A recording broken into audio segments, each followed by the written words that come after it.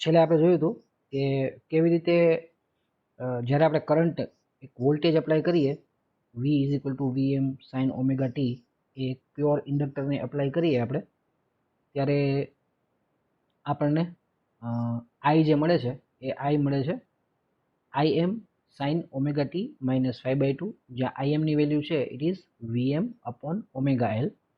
આ omega L છે એને આપણે કહીએ છીએ inductive reactance and it is denoted by XL, બરાબર.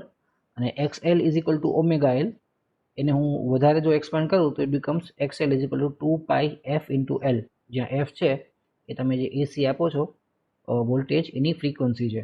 એટલે હવે આપણે આને રેઝિસ્ટન્સ સાથે કમ્પેર કરીએ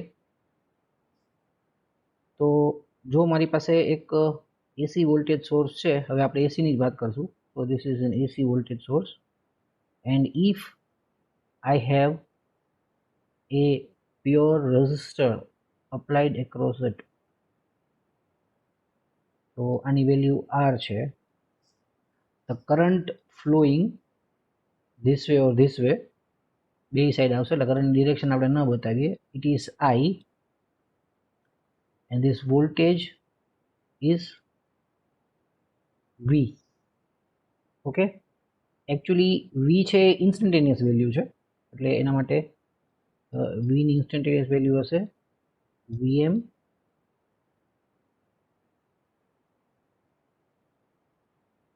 સાઇન ઓમેગા ટી. ઓકે, તો આ I ની વેલ્યુ શું હશે Mudit? Instantaneous value of I શું હશે? ઓહ્મ્સ લો અપ્લાય કરવાનો છે મુદિત છે કે નહીં? હે V by R, very good. Okay, Mihir છે?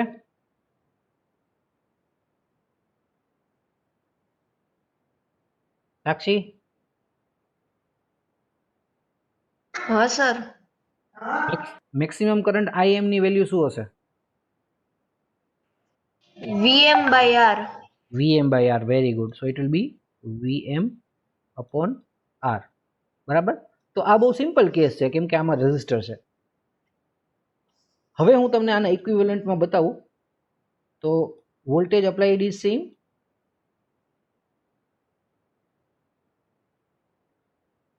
we'll just forget this thing. I am ને રાખું છું and what I do is that અહીંયા હું એક પ્યોર ઇન્ડક્ટર લગાડી દઉં છું. Okay, and this is L, બરાબર. તો હવે I ની વેલ્યુ શું થશે? Instantaneous value I. તપન?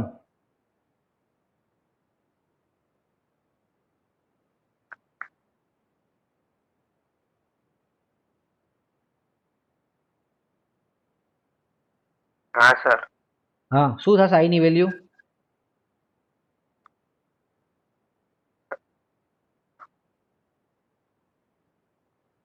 ખબર હોય તો ના પાડી દે કે નથી ખબર, એટલે આગળ હાલી આપણે.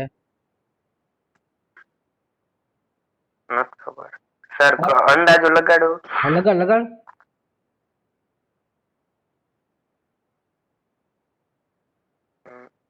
V by omega. V by omega ને omega L, yes, very good. અને ઓમેગા L ને આપણે શું નામ આપ્યું છે? આપણે એને XL એટલે ઇન્ડક્ટિવ રિએક્ટન્સ કહીએ છીએ. So it will be V upon XL. Now this is the instantaneous value. Harsh, સંભળાય મારો અવાજ? Yes sir. હા, તો મેક્સિમમ વેલ્યુ ઓફ કરંટ શું થશે હવે? આ IM, ધીસ વન.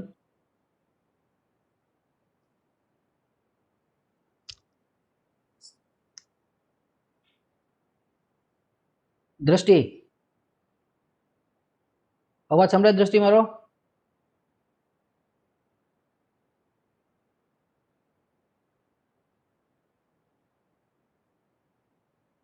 દ્રષ્ટિ મારો અવાજ સંભળાય છે?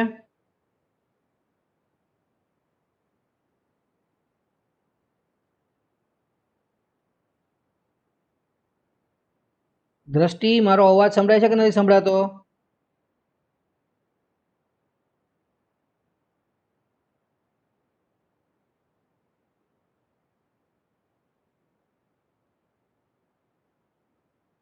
હેત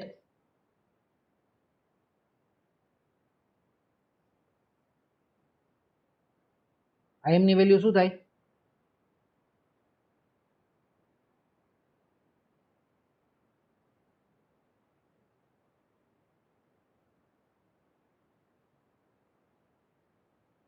જડિયા VM by WL, sir. કોણ બોલ્યું? વરુણ. તારું નામ જડિયા છે?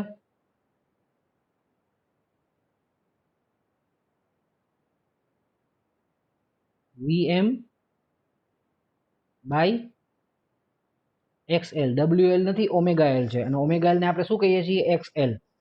તો હવે આની વચ્ચે અને રેઝિસ્ટન્સ વચ્ચે વસ્તુ સમજો કે રેઝિસ્ટન્સમાં મેક્સિમમ કરંટ IM જો AC આપતા હોય તો it is equal to V maximum divided by R, અને જો પ્યોરલી ઇન્ડક્ટિવ સર્કિટ હોય તો it is VM upon XL. તો હવે સમજાય કે R અને XL કેવી રીતે સરખા છે? હા સર. બરાબર. પણ એક વસ્તુ છે, આ R છે એની કોઈ ફોર્મ્યુલા નથી. R એટલે શું છે કે એની ફિઝિકલ કેરેક્ટરિસ્ટિક છે, બરાબર, અને એનો ડિપેન્ડન્સ ખાલી ટેમ્પરેચર ઉપર છે. કયું મટીરિયલ છે અને ટેમ્પરેચર ઉપર, બરાબર. જેની સામે આપણે જે આ XL ની વાત કરીએ છીએ ને, તો XL નું કેવું છે? See, XL is omega L, બરાબર. તો XL is equal to omega L. Omega L માટે હું ઓમેગા માટે 2πf મૂકી શકું, 2π into frequency into L. So actually what I want to say is that કે આ XL જે છે એ ફ્રીક્વન્સી ડિપેન્ડન્ટ છે. એટલે હું સપોઝ કે હું એવું કરું કે આ રેઝિસ્ટર હું એનું સપોઝ કે આ રેઝિસ્ટર છે, રેઝિસ્ટર એને રાખું, આ સોર્સ જે છે ને એમાં V is equal to VM sine omega T રાખું. પણ ઓમેગા તો હું ગમે તે ચૂઝ કરી શકું ને એની ફ્રીક્વન્સી. એક સેકન્ડમાં 10 વખત ડિરેક્શન ચેન્જ કરે, કે એક સેકન્ડમાં 100 વખત કરે, કે એક સેકન્ડમાં 1000 વખત કરે. તો VM અપોન R માં કાંઈ ફેર નહીં પડે, because R does not depend on omega. Okay, but when you consider XL depends upon omega. XL depends upon omega, કેમ કે 2πf ઉપર એ ડિપેન્ડન્ટ છે. અને જેમ આપણે ફ્રીક્વન્સી ઇન્ક્રીઝ કરશું, એટલે સપોઝ કે હું એવો ગ્રાફ દોરું,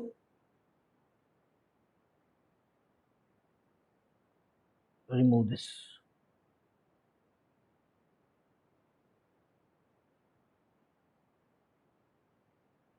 કે સપોઝ આ એવું છે, સે this is XL and this is F અથવા ઓમેગા છે, હાલો આ. તો જેમ હું ઓમેગા ઇન્ક્રીઝ કરીશ ને એમ XL ઇન્ક્રીઝ થશે. Okay, if it is a pure inductor when F is 0, આને હું 0 લઉં, F0 લઉં તો XL 0 હોય. કેમ કે પ્યોર ઇન્ડક્ટર છે તો આપણે એના માટે શું કહીએ છીએ કે રેઝિસ્ટન્સ છે એ નેગ્લિજિબલ છે, એટલે ખાલી ઇન્ડક્ટન્સને જ આપણે ધ્યાનમાં લઈએ છીએ. તો when frequency is 0, that means frequency 0 ક્યારે હોય? ફ્રીક્વન્સી 0 મતલબ શું કે કરંટ છે પોતાની ડિરેક્શન ચેન્જ જ નથી કરતો. That means it is DC. તો DC ઉપર ઇન્ડક્ટર છે એનું ઇન્ડક્ટિવ રિએક્ટન્સ 0 હોય. અને as frequency increases this XL goes on increasing, બરાબર. તો આ એની પ્રોપર્ટી છે. પણ જો હું આની સામે XL અને બીજા કલરમાં આપણે જો એવું કરીએ કે if I draw the graph of R, then it is a straight line. કેમ કે સપોઝ કે આનું રેઝિસ્ટન્સ છે એ 100 ohms છે, તો હું એને ઓમેગા ગમે તે આપું, it will remain 100 ohms forever. It will not change with frequency, કેમ કે ઇનપુટ ફ્રીક્વન્સી સાથે એને કાંઈ લેવા દેવા નથી. હવે આ વસ્તુ ક્લિયર છે કે નહીં? See if this is not clear we will be in deep હા સર જ્યારે આપણે LCR સર્કિટ કરશું ત્યારે. રેડી? આગળ જઈએ.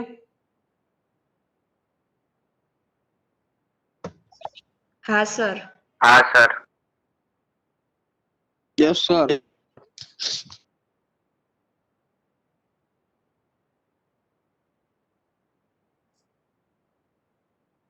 So dimension of inductive reactance is ohms because it just acts like a resistance. Its purpose or its function is to oppose the change in current in a circuit કે જે રેઝિસ્ટન્સનું કામ છે એના માટે એના ડાયમેન્શન પણ ઓહ્મ્સમાં છે. Inductive reactance limits the current in purely inductive circuit just like resistance does in purely resistive circuit. That is what I told you, and it is dependent upon the frequency of the current. Now let us draw the phasor diagram for the same. બરાબર, આપણે એ જોયું કે phasor diagram આપણે જ્યારે resistor માટે દોરતા હતા તો રેઝિસ્ટર માટે તો એવું છે કે ફ્રીક્વન્સી અને જે સોરી કરંટ અને વોલ્ટેજ જે છે એ પરફેક્ટલી ઇન ફેઝ છે. They do not have a phase difference between them. એટલે એનું જે ફેઝર બનતું હતું એ બંને ફેઝર વચ્ચેનો એંગલ 0 રહેતો હતો. પણ અહીંયા આપણે જોયું કે જ્યારે આપણે ઇન્ડક્ટરની વાત કરીએ ત્યારે કરંટ જે છે એ -π/2 એટલે કરંટ લેગ કરે છે. -π/2 એટલે આપણે શું કહેશું? It is lagging. લેગિંગ એટલે પાછળ રહી જાય છે. જો આપણે જ્યારે પ્યોરલી કેપેસિટિવ સર્કિટની વાત કરશી ત્યારે current will be leading by +π/2. બરાબર, એટલે આપણને જે મળશે એ મળશે sin ઓમેગા +π/2 મળશે. આમાં આપણને sin ઓમેગા -π/2 મળ્યું. That means current is behind voltage. જ્યારે આપણે પ્યોર કેપેસિટર કરશું ત્યારે current is ahead of voltage by 90 degree or π/2. તો similarly here we have obtained the formula.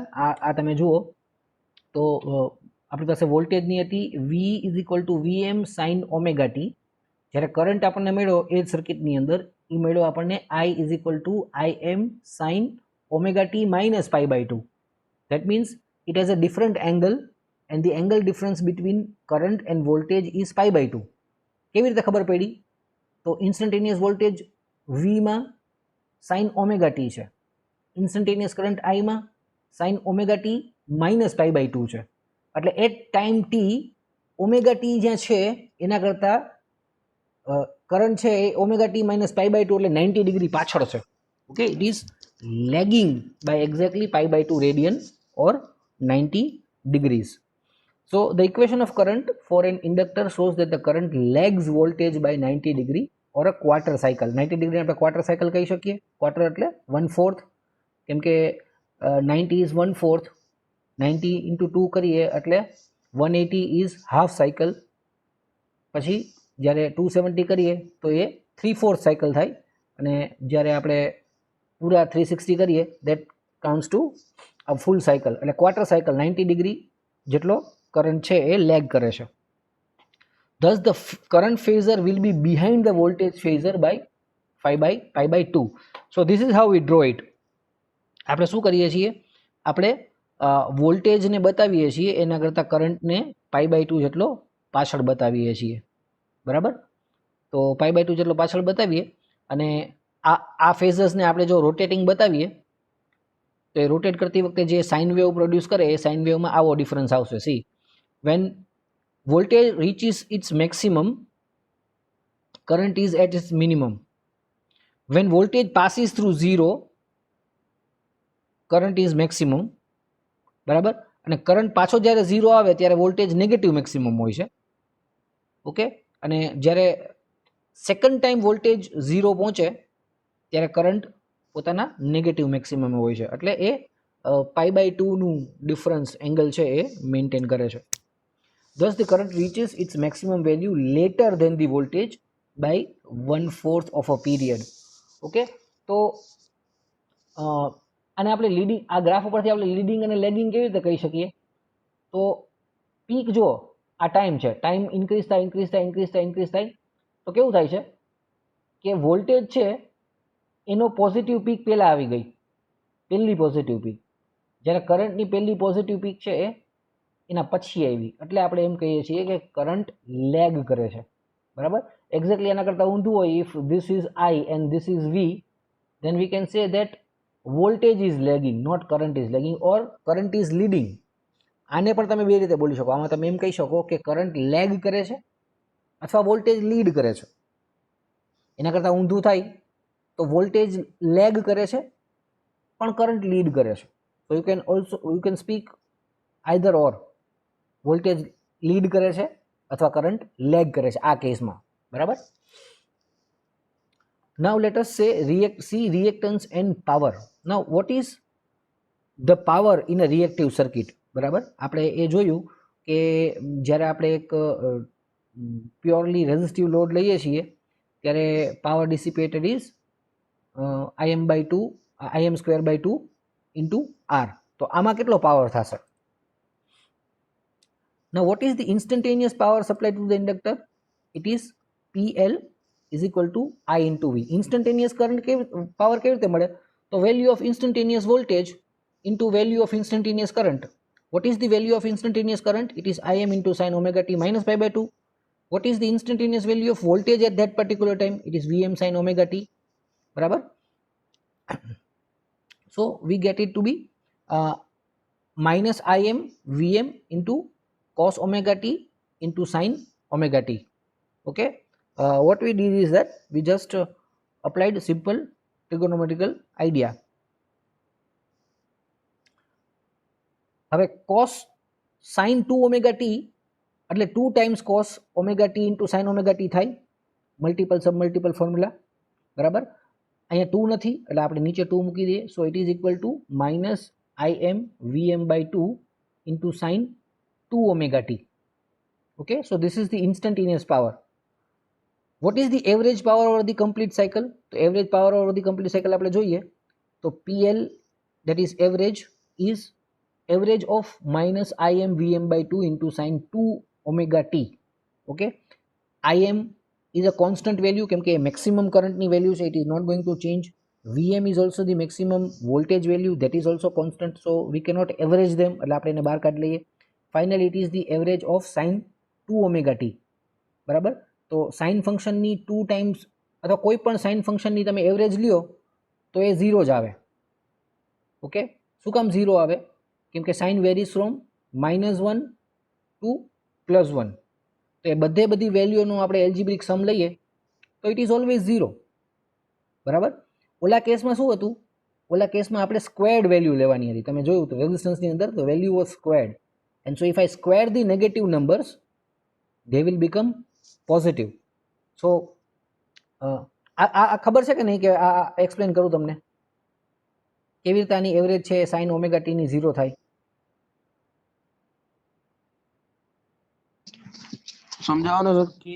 ના સર, નથી ખબર. ઓકે, હું સાઇન થીટા લઉં, બરાબર. તો ઇટ ઇઝ -1 to 1, બરાબર.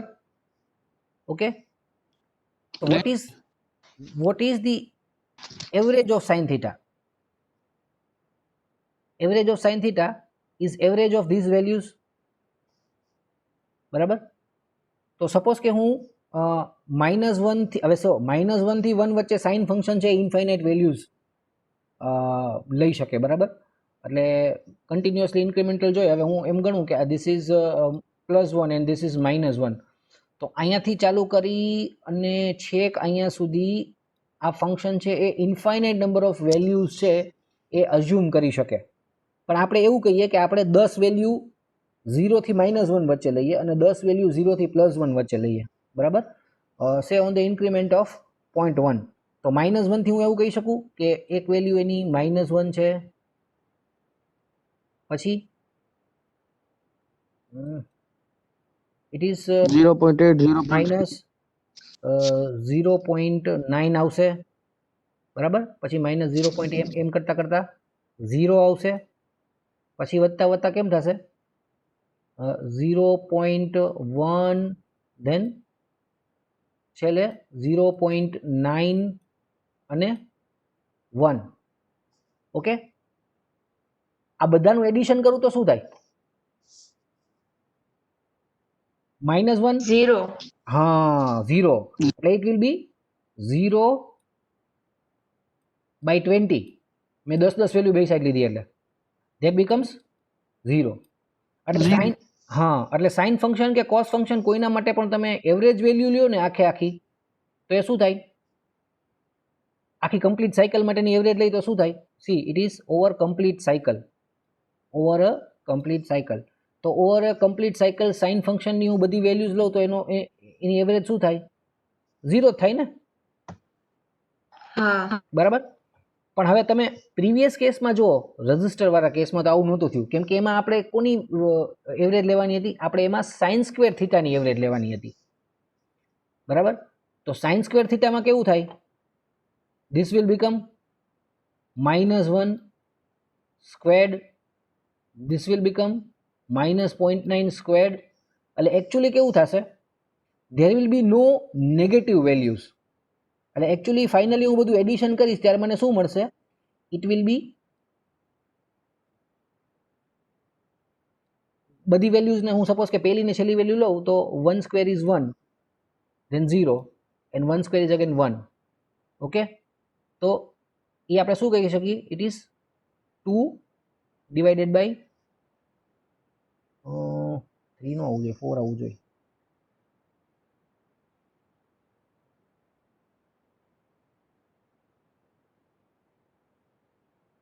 Okay okay, got it. Values આપણને 0 અને આપણું function sine square theta function છે એ કેવું થઈ જાય? એ 0 થી 1 સુધીનું થઈ જાય. હું સાઇન સ્ક્વેર થીટા કરું એટલે આ નેગેટિવ વેલ્યુઝ તો બધી પોઝિટિવ થઈ જવાની.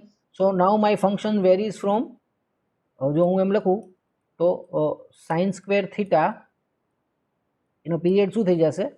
It will B 0 to 1. Okay, અને 0 થી 1 ની બધી વેલ્યુઝની હું એવરેજ લઉં તો that average will come to 1/2. That average will come to 1/2, કારણ કે સપોઝ કે બે જ રીડિંગ લઉં હું 0 અને 1, તો 0 + 1 રીડિંગ નંબર કેટલા છે એવરેજ લેવા માટે? ટોટલ નંબર ઓફ રીડિંગ્સથી ડિવાઈડ કરવાનું, તો divided by 2, so that is 1/2. એટલે આપણને જ્યારે સાઇન સ્ક્વેર થીટાની એવરેજ લેતા હતા ઓવર અ કમ્પ્લીટ સાયકલ તો આપણો આન્સર આવતો હતો 1/2 in the case of pure resistor. But here we have the average of sin theta. 2 omega t હોય કે omega t હોય, doesn't matter. આને તમે ખાલી થીટા લઈ લ્યો તો સાઇન થીટાની ઓવર અ કમ્પ્લીટ સાયકલ આપણે એવરેજ લઈએ તો એ હંમેશા 0 આવે, બરાબર. So that comes to 0. તો એનો મતલબ શું થયો? Power is 0. Thus the average power supplied to an inductor over one complete cycle is 0. So if you are giving it one full cycle of AC to a purely inductive circuit, the power given to it is 0, because at one particular time it will absorb power and at the next particular time it will give you back the same power, બરાબર. એટલે average power સપ્લાઈડ છે એ 0 છે. It is very beautiful to see this thing in the form of a graph. આ example પછી કરીએ આપણે, પેલા આ જોઈ લઈએ. Y power is 0.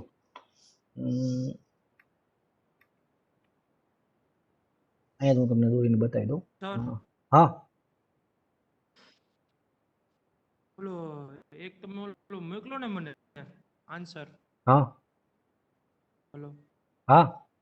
એમાં એ આન્સર નથી આવતો સર. શેમાં? આ ઓલો હે ને ઓલો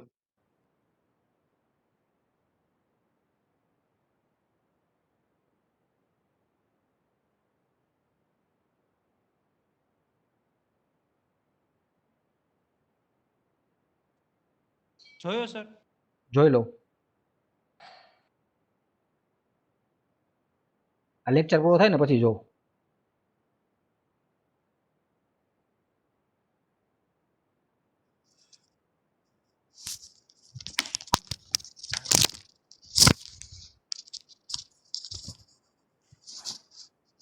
હવે પ્યોર ઇન્ડક્ટર છે આપણી પાસે 25 મિલી હેનરીનું, connected across source of 220 volt. Find the inductive reactance and RMS current the circuit of frequency 50 hertz, બરાબર. કાંઈ નહીં, ખાલી આપણે વેલ્યુ પુટઅપ જ કરવાની છે. We know what is XL. XL is 2 pi nu into L. Nu is frequency, હું જે એફ લખતો હતો એ ન્યુ તરીકે લખેલી છે. 2 પાઈ ન્યુ એલ વેલ્યુઝ મૂકી એટલે we get the inductive reactance to be 7.85. finally we have to find the RMS current. RMS current is for maximum voltage. So it is RMS voltage upon XL. RMS voltage 220 volt આપેલા છે આપણને, એને 7.85 divide કરીએ, so current flowing is 28 amperes. Now we come to the important discussion of why the power is zero if we have a purely inductive circuit. બરાબર, તો પહેલા શું થાય, say for 0 to 1, જ્યારે પહેલો કેસ આપણે જોઈએ છીએ, જ્યારે voltage is increasing from 0 or current is increasing from 0 to maximum. Current I through the coil entering at A increases from 0 to maximum value. Flux lines are set up, that is the core gets magnetized. Flux line setup થાય એટલે શું છે કે core જે છે એ magnetise થઈ જશે, because you will have lines of field lines flowing through it. બરાબર, with the polarity shown, voltage and current are both positive. બરાબર, પોલારિટી કઈ છે, જો I A માંથી કરંટ એન્ટર થાય છે, okay, this is I, so current is entering A and coming out of B. So on this side we will have N and on this side we will have S. So their product P is positive, energy is absorbed from the source. બરાબર, તો પહેલી half cycle વખતે શું થશે, પહેલી quarter cycle વખતે કે energy સોર્સમાંથી અબ્ઝોર્બ થશે. What will be the next part? Current in the coil is still positive but decreasing. જ્યારે કરંટ છે એ 0 થી 90 ડિગ્રીમાં કરંટ શું થયો, ઇન્ક્રીઝ થયો. 90 ડિગ્રીએ કરંટ મેક્સિમમ થઈ ગયો, IM સુધી પહોંચ્યો. બરાબર, પછી 90 થી 180 વચ્ચે શું થશે, 180 ની વેલ્યુ 0 છે, તો 90 થી 180 સુધી કરંટ છે હજી positive, because it is flowing in the same direction, આપણે એને પોઝિટિવ કીધી છે. બરાબર, it is still going in to A, અહીંયા જ it is going inside the coil from point A and it is coming out of the coil from point B. So it is still positive but it is decreasing. જો એ decrease થાય છે તો core શું થાય, core gets demagnetized, okay, and the net flux becomes zero at the end of the half cycle, that is at 180 degree. When 180 degree occurs you will have zero magnetization. બરાબર, તો આ ટાઈમે શું થશે, the voltage V is negative since di by dt is negative because current is decreasing. Here di by dt was positive because current was increasing. The product of voltage and current is negative and thus energy is being returned to the source. Okay, એટલે આપણો જે આ cycle આપણે આખી ગણીએ તો આપણે અત્યારે વાત કરી ખાલી આ હાફ સાયકલની, that is the positive half cycle. તો પોઝિટિવ હાફ સાયકલના એક્ઝેક્ટલી બે સરખા ભાગ આપણે પાડીએ at say 90 degree, then for this much amount of part the inductive circuits absorbs energy from the source. Okay, for this much amount of time આટલો કે જ્યારે current is positive but it is decreasing એટલે di by dt negative છે. Okay, this much amount of time the inductor is returning energy to the source. Okay, તો આ એક half સાયકલની આપણે વાત કરીએ તો જેટલી એનર્જી એને એબ્ઝોર્બ કરી એ બધી એને રિટર્ન કરી દીધી, તો power is zero. Obviously the exact and opposite thing happens in the remaining half cycle, that is when the current is said to be negative. Suppose કે આપણે કરંટ નેગેટિવ લઈએ એનો મતલબ શું થાય કે કરંટ બી માંથી એન્ટર થાય છે અને એ માંથી બહાર આવે છે. એટલે તમે જુઓ તો મેગ્નેટની પોલારિટી ચેન્જ થઈ ગઈ. જો અહીંયા કેવું હતું, લેફ્ટ સાઈડનો પોલ છે નોર્થ બનતો હતો, રાઈટ સાઈડમાં સાઉથ બનતો હતો. આમાં શું થશે, હવે લેફ્ટ સાઈડ છે એ સાઉથ બનશે, રાઈટ સાઈડ છે એ નોર્થ બનશે. શું કામ, because the current direction has reversed. Now current is entering from B and it is coming out of A. Okay, current becomes negative, that is enters B and comes out of A. Since the direction of current has changed, the polarity of magnet changes. The current and voltage are both negative, so their product P is positive and energy is absorbed. Okay, energy is absorbed from the source. પણ ક્યાં સુધી, 180 થી 270 સુધી કે જ્યારે આઈ છે એ negative ડિરેક્શનમાં વધી રહ્યો છે.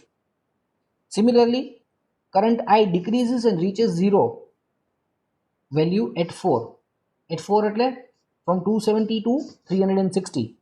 કોર શું થશે? Current is decreasing, therefore core is demagnetized. Voltage is positive but current is negative.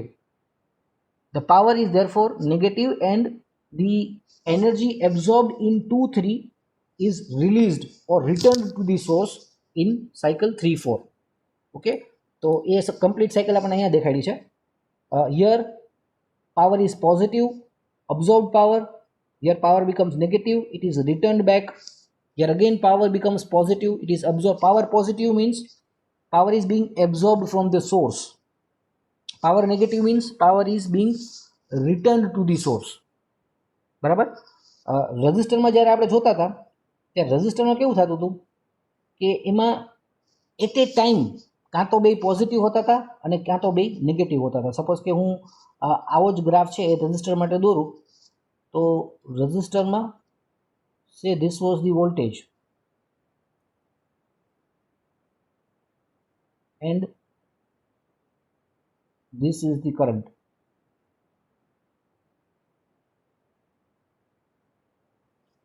બરાબર. આમાં કેવું છે? વોલ્ટેજ અને કરંટ ઓફસેટ છે એકબીજાથી. અહીંયા બ્લુ છે એ વી છે અને રેડ છે એ કરંટ છે. તો આ હાફ સાયકલમાં હું જોઉં V is also positive and I is also positive. Okay, therefore V multiplied by I, which is power, is also positive. Sorry, power. This is power. So power is also positive. If I consider the next half cycle, at least, તો અહીંયા શું થશે? Red is current, blue is voltage. Voltage is also negative, current is also negative, but if you take the product of both, minus I into minus V, you get power P, which is again positive. તો આમાં કેવું થતું હતું? આ half સાયકલમાં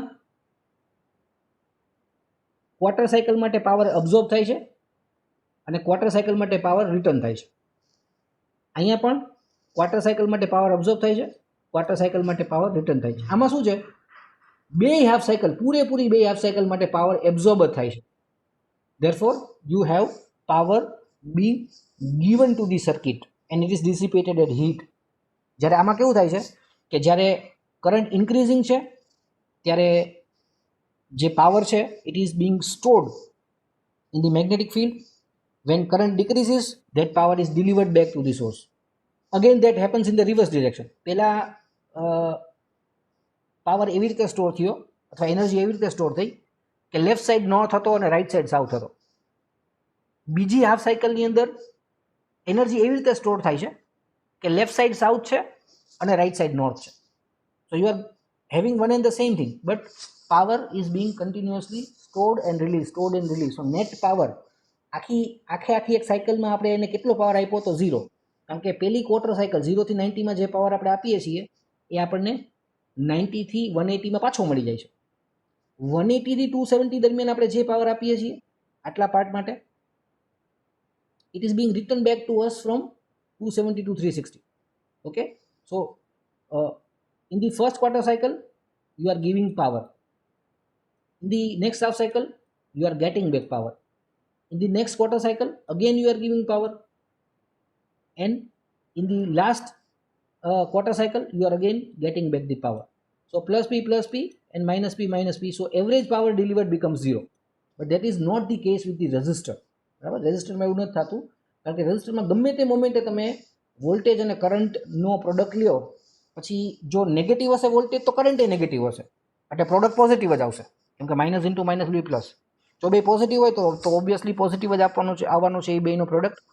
એટલે resistor purely resistive circuit હોય એ હંમેશા પોઝિટિવ પાવર લેશે, જ્યારે એક purely inductive and for that matter purely capacitive સર્કિટમાં આવું જ થશે. the average power given to a purely inductive or purely capacitive circuit is 0. Okay, so we'll start with the capacitive circuit tomorrow, અથવા next lecture માં આપણે એના માટે start કરશું. How we can derive the equation for current or voltage in a purely capacitive circuit. એનો phasor diagram દોરશું, and then we'll proceed to circuits which have both L and C, એટલે inductor અને capacitor જો બંને એક સાથે સર્કિટમાં હોય સાથે ત્રીજો રેઝિસ્ટર પણ હોય તો એ કેવી રીતે બિહેવ કરે.